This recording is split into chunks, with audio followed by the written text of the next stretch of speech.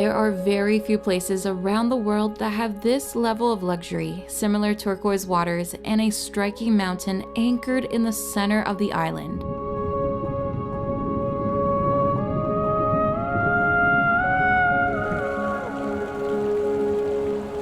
Bora Bora is a bucket list destination that we've been fortunate enough to visit at the tail end of our 7-month trip. In this video, we want to share with you our full experience at the St. Regis Resort, from our Overwater villa to every restaurant on the property, as well as the best tour that you can do around the island. We'll begin our journey by taking a quick flight from the main island of Tahiti. The views were simply stunning as we flew past Moorea, where we just spent the previous week, and finally, 30 minutes later, Bora Bora came into view.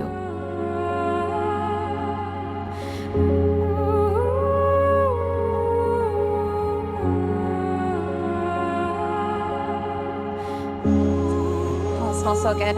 Frankie Penny. This is our first look here in Bora Bora, and as expected, the water looks absolutely insane, especially when you add on Mount Otemanu standing so tall in the background. This is just such an iconic place. We're just waiting about 5 to 10 minutes because there's another flight coming in, and we're just gonna hop onto the pontoon before heading up to the resort.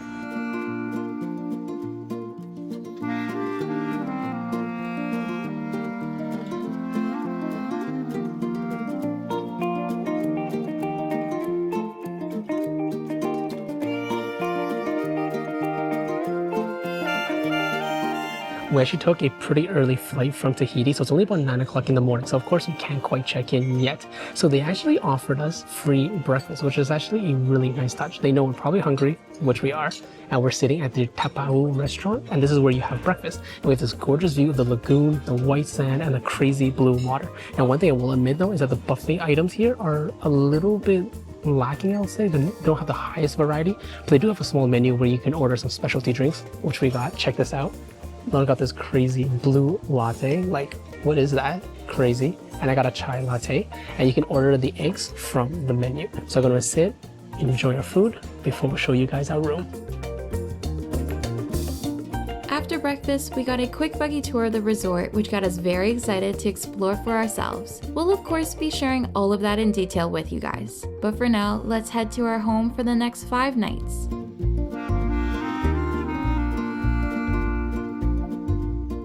We managed to check in early by several hours, so we want to give you guys a rundown of our Overwater deluxe villa with an island view. From the entryway to the left is the bedroom, but we want to show you guys the bathroom first. To be honest, it's not our favorite part of the villa. It's a little bit dark in here, especially with the sandstone colors, the low lighting. It's more of an old style, and we like a bit of a modern taste. We do have our toilet over there, and this very interesting shower slash bathtub concept. There are double vanity sinks with some amenity kits. Got our towel rack and some extra towels for the outdoor terrace. But I'll show you guys the world's tiniest closet over here. I'm not sure why, but out of the entire space of this villa, they decided to make the closet super tiny. I can barely open the tiny suitcase that we have here and reach around for clothes in the back. Instead of those like white scratchy towel material that we usually get, these ones are pretty nice, and I think they're fleece. Now onto the bedroom. Got a bit of a Tahitian vibe going on here, especially with the wallpaper and the decorations, the colors. Of course, it decorated our bed with the leaves and flowers. We've got a nice awning over top of it as well. And the best part is that we get these keepsake branded beach bags. I asked our butler and she said they can be kept after the trip. Got an amazing ocean view, which I will show you guys in full later. We do have a TV in the bedroom, which I don't think we're gonna turn on at all throughout the day,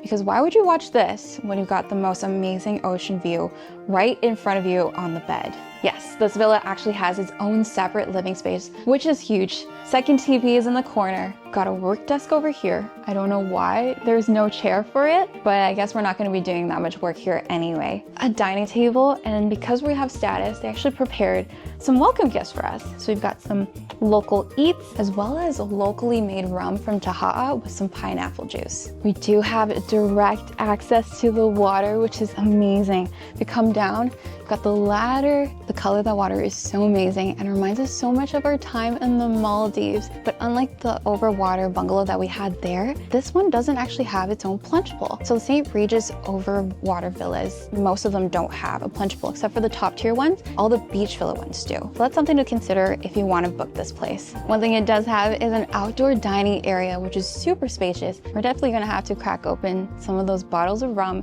while enjoying a nice sunset. Speaking of rum, we actually have a rum tasting in a little bit. Now you can either walk there, you can take a buggy, but there is a third option.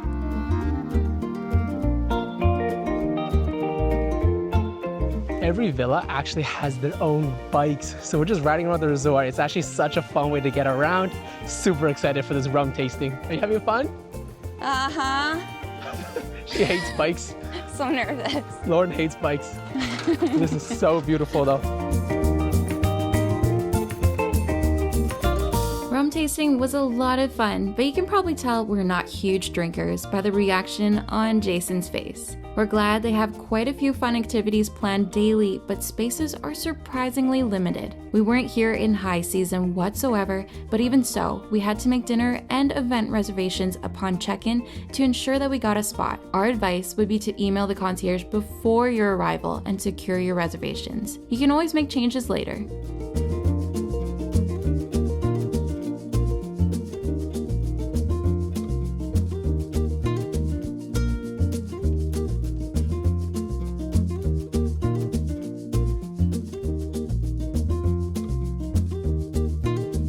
On our way to dinner, right across the pool, you can see those red lanterns. It's gonna be a bit of an indicator of what we're gonna be eating tonight. There are actually 4 different restaurants that you can head to here at the resort. Now for us, we're gonna try our best to try every single one of them. But tonight we are here at Bamboo, which is their Asian restaurant. And Lauren thought these things were lanterns, but they're just pretty cool looking lights. I love the red that they're using, super decorative. Now for tonight, we did order 2 different dishes. We got the teppanyaki, specifically the uravana, so I think that's some sort of fish, I have no idea. And then for mine, I got the sweet and sour lagoon fish. And for tonight, they're using parrotfish. I love parrotfish, they're so cute. And tonight, I'm gonna be eating it.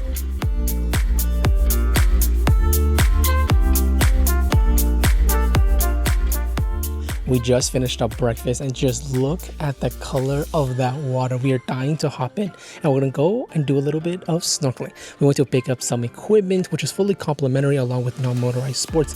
They actually have this section here at the resort called the Lagoonarium, which is this like enclosed space specifically meant to snorkel. They have coral there, they have fish, and it's fully calm and it's always crystal clear. Because sometimes if you look at these waves over here, it can get just a little bit choppy. So we are gonna head over there right now. Oh, but before that, we are gonna hit up the main pool. Not to swim there, but they actually have free sunscreens. We're gonna go lather ourselves up and then we're gonna hop in the water for a little snorkel.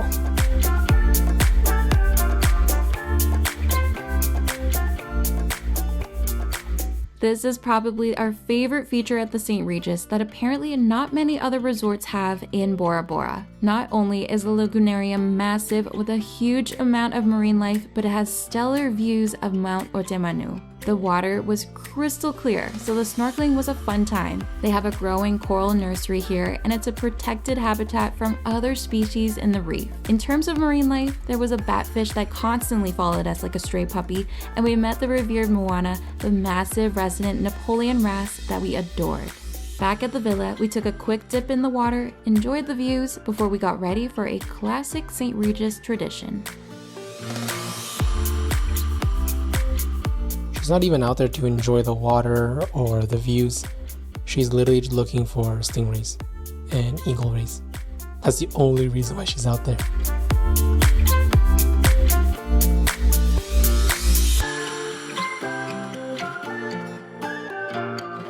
Just before dinner, we went over to the sabering ritual where they kind of like cut open the bottle of champagne. It's kind of a St. Regis tradition. You can find it at any single one of their properties. Now here they do it through Thursday until Sunday. So unfortunately it is not every single night, but it is super nice. Sip on a glass of champagne before we head over for dinner. Cheers.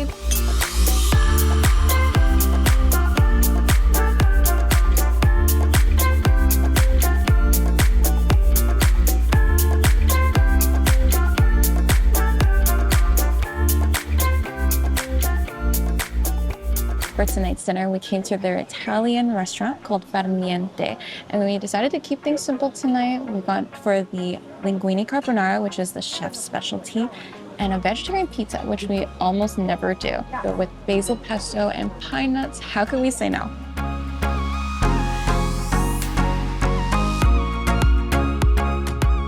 We're super excited to be heading off on a tour today to explore more of Bora Bora. Arguably the most popular thing you can do here is a snorkeling adventure, and you can book it directly through the resort, which is usually going to be more expensive. So you can also book it third party, which is what we did. Now, if you wanted to book the same one, we'll link it in the description below. It was super well rated, and they pick you up directly at the resort. So we're going to call a buggy and take us to the jetty. We're so excited.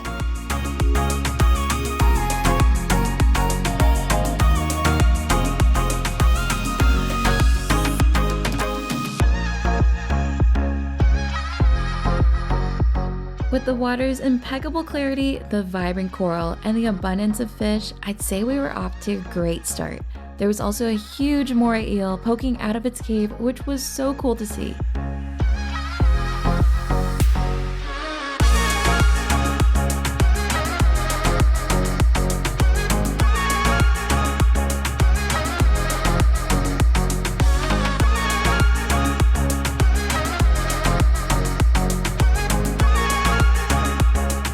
We finished up snorkeling at the first spot, which was called the Coral Gardens, which, by the way, visibility so good. I'm just floating on top of our second spot because right underneath these waters there's a huge fever of eagle rays. I think we counted 27 or 28 of them. They're just such magnificent and beautiful creatures.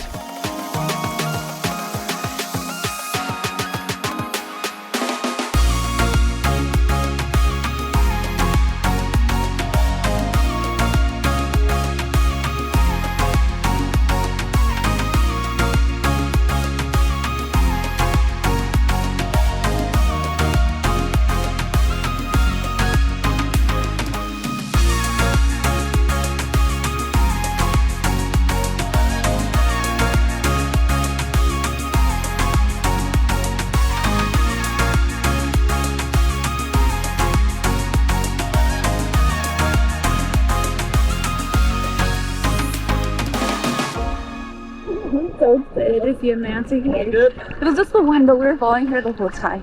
She's freaking huge. Okay, my arms will not be able to reach her wingspan at all. Just so beautiful. She did so many backflips for us. So playful. It was amazing. Of course, a classic sighting in French Polynesia has to be a sandbar with sharks and stingrays. We got to see them in Moorea, but here there seemed to be a lot more sharks. A big school of butterfly fish were surrounding us, so that gave the underwater scenery a beautiful pop of color.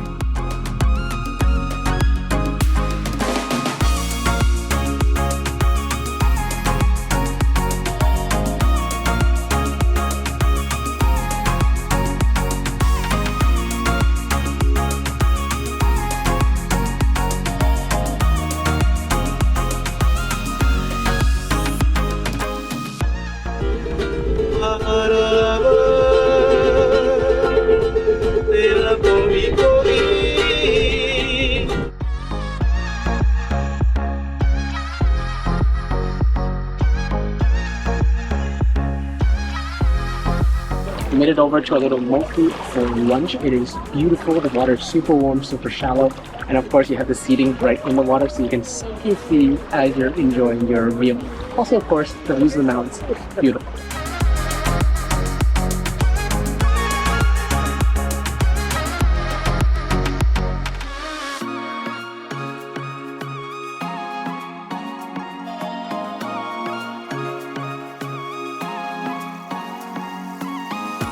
After lunch, they gathered us for a demonstration, teaching us the traditional way to peel and crack open a coconut. They got us to take a stab at it ourselves, which wasn't easy with our subpar technique, and we realized just how labor-intensive it really is.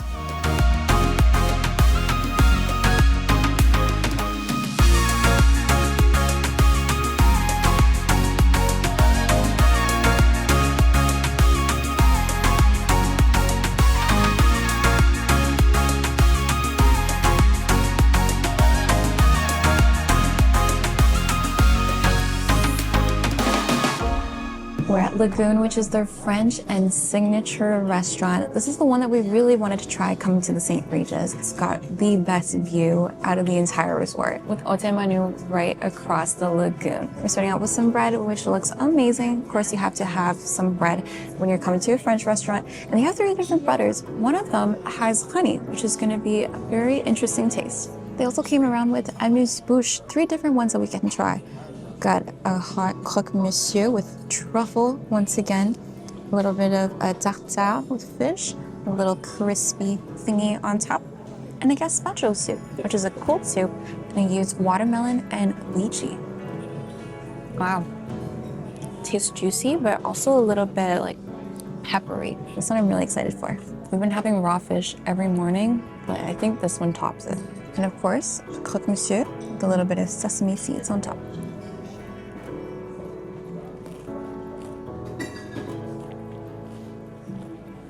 The truffle is amazing.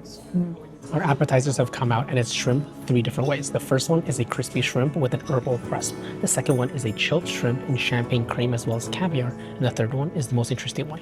It's actually a ravioli, but the skin is made of mango. For mains, we wanted to get one from land and one from the sea. So for our land one, we got a farmhouse poultry, which to be honest, doesn't look like that appetizing. Hopefully it tastes better than it looks, but it's served with gnocchi and a saffron hibiscus emulsion that looks really fantastic, and it's topped with mango cream. From the sea, we went with octopus and fennel, and this dish looks so much better.